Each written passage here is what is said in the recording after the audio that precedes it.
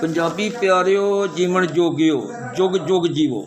ਪੰਜਾਬੀ ਕੌਮ ਨੂੰ ਸ਼ਨਾਖਤੀ ਬੁਰਾਨ ਦੇ ਵਿੱਚੋਂ ਕੱਢਣ ਲਈ ਸਾਨੂੰ ਆਪਣੀ ਕੌਮ ਨੂੰ ਇਹ ਚਾਰ ਸੱਚਾਈਆਂ ਬਾਰ-ਬਾਰ ਦੱਸਣੀਆਂ ਚਾਹੀਦੀਆਂ ਨੇ। ਸਾਨੂੰ ਆਪਣੀ ਤਾਰੀਖ ਤੋਂ ਕੱਟੇ ਨੂੰ ਲਗਭਗ ਪੌਣੇ 2 ਸਦੀਆਂ ਹੋ ਗਈਆਂ। ਇਸ ਲਈ ਪਹਿਲੀ ਗੱਲ ਇਹ ਹੈ ਕਿ ਪੰਜਾਬੀ ਕੌਮ ਦੁਨੀਆ ਦੀ ਮਹਾਨ ਤਰੀਨ ਕੌਮ ਹੈ। ਜਿਸ ਵੇਲੇ ਦੁਨੀਆ ਜਹਾਲਤ ਦੇ ਹਨੇਰੇ ਵਿੱਚ ਸੀ, ਉਸ ਵੇਲੇ ਪੰਜਾਬੀ ਦੁਨੀਆ 'ਚ ਇਲਮ ਦੀ ਰੋਸ਼ਨੀ ਵੰਡ ਰਹੇ ਸਨ।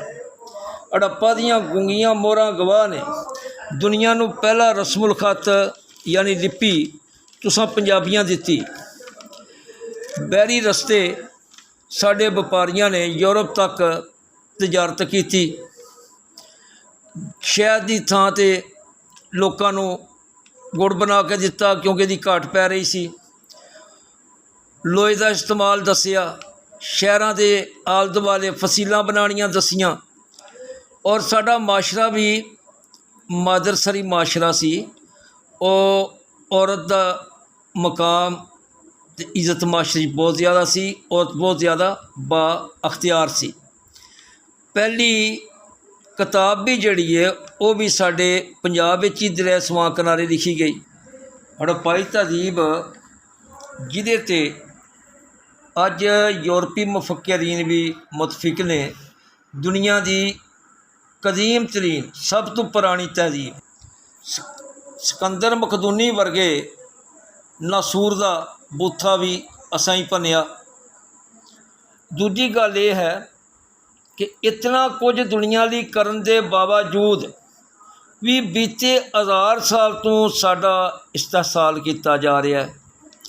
ਹਮਲਾਵਰਾਂ ਜੋ ਜ਼ੁਲਮ ਸਾਡੇ ਨਾਲ ਕੀਤੇ ਉਹ ਬਿਆਨ ਕਰਨ ਯੋਗ ਨਹੀਂ।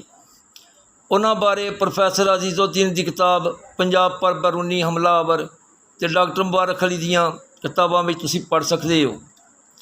ਤੀਜੀ ਗੱਲ ਜ਼ਿਹਨ ਵਿੱਚ ਰਵੇ ਕਿ ਸਾਨੂੰ ਅਕਸਰੀਅਤ ਤੋਂ ਅਕਲੀਅਤ ਵਿੱਚ ਬਦਲ ਕੇ ਖ਼ਤਮ ਕਰਨ ਦੀਆਂ ਕੋਸ਼ਿਸ਼ਾਂ ਤੁਹਾਡੇ ਸਾਹਮਣੇ ਨੇ। ਸਾਡੇ ਤੋਂ ਸਾਡੀ ਜ਼ਬਾਨ ਅਤੇ ਕਲਚਰ ਤੱਕ ਖੋਹ ਲਿਆ ਗਿਆ। ਸਾਨੂੰ ਪੰਜਾਬੀ ਦੇ ਲਹਿਜਿਆਂ ਦੀ ਬੁਨਿਆਦ 'ਤੇ ਵੰਡ ਕੇ ਕਮਜ਼ੋਰ ਕਰਨ ਦੀਆਂ ਕੋਸ਼ਿਸ਼ਾਂ ਕੀਤੀਆਂ ਜਾ ਰਹੀਆਂ ਨੇ। ਪੰਜਾਬ ਤੋਂ ਬਾਹਰ ਸਾਨੂੰ ਕਤਲ ਕਰਕੇ ਲਾਸ਼ਾਂ ਦੇ ਤੋਹਫੇ ਭੇਜੇ ਜਾ ਰਹੇ ਨੇ। ਇਹ ਤਿੰਨੇ ਗੱਲਾਂ ਸਾਨੂੰ ਵਟਸਐਪ 'ਤੇ ਫੇਸਬੁੱਕ 'ਤੇ ਸੋਸ਼ਲ ਮੀਡੀਆ ਰਾਹੀਂ ਹਰ ਪੰਜਾਬੀ ਤੱਕ ਅਪਣਾਉਣੀਆਂ ਚਾਹੀਦੀਆਂ ਨੇ। ਸਾਨੂੰ ਪੰਜਾਬੀ ਹੋਣ 'ਤੇ ਫਖਰ ਕਰਨਾ ਚਾਹੀਦਾ ਹੈ। ਅਤੇ ਸਭ ਤੋਂ ਵੱਡੀ ਗੱਲ ਚੌਥੀ ਗੱਲ ਕਿ ਐਡੀ ਪਰੇਸ਼ਾਨ ਹੋਣ ਦੀ ਵੀ ਲੋੜ ਨਹੀਂ। ਪੰਜਾਬੀ ਕੌਮ ਨੂੰ ਆਪਣਾ ਵਜੂਦ ਕਾਇਮ ਰੱਖਣ ਲਈ ਸਿਰਫ ਹੁਣ ਇੱਕੋ ਹੀ ਚਾਰਾ ਰਹਿ ਗਿਆ ਕਿ ਆਪਣੇ ਪੰਜਾਬੀ ਕੌਮ ਪ੍ਰਸਤਾਂ ਦਾ ਬਿਆਨੀਆਂ ਅਪਣਾ ਲੈਣ। ਕਿਸੇ ਵੀ ਕੌਮ ਦੇ ਸਭ ਤੋਂ ਜ਼ਿਆਦਾ ਹਮਦਰਦ ਉਹਦੇ ਕੌਮ ਪ੍ਰਸਤੀ ਹੁੰਦੇ ਨੇ।